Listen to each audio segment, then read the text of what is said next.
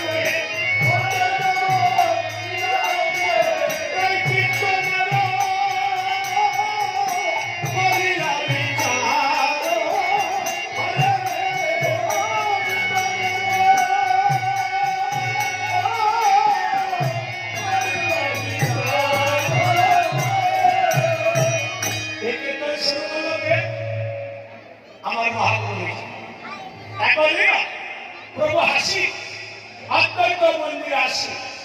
মানে অদ্বৈত প্রভু বাড়িতে যে বৈষ্ণব সত্য কুমার নিত্যানন্দ করি সঙ্গে অদ্বৈত বৈশিয়া ভঙ্গে এই কীর্তন করিয়া তার বাড়িতে অদ্বৈত প্রভু বাড়িতে এই কথাটা শুনলোকে হ্যাঁ কোনো সমস্যা হ্যাঁ এই কথাটা শুনলোকে অদ্বৈত প্রভু স্ত্রী তিনি সীতা ঠাকুর এসে বলেন প্রভু তোমরা তিনজনে মিলে কি চুক্তি করলে?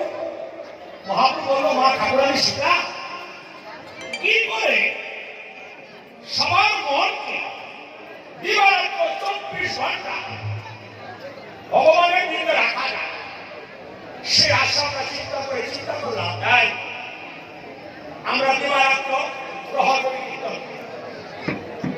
এই যে কীর্তন হলে আপনি পাগল বাড়ি মোট সমস্ত প্রোগ্রাম কদিন হলো 20 দিন। এই 20 দিনে সবার মন কিন্তু ভগবানের চরণে পড়ে গেছে, এখনো পড়ে যাচ্ছে। একদিকে সন্ন্যাস করেছিল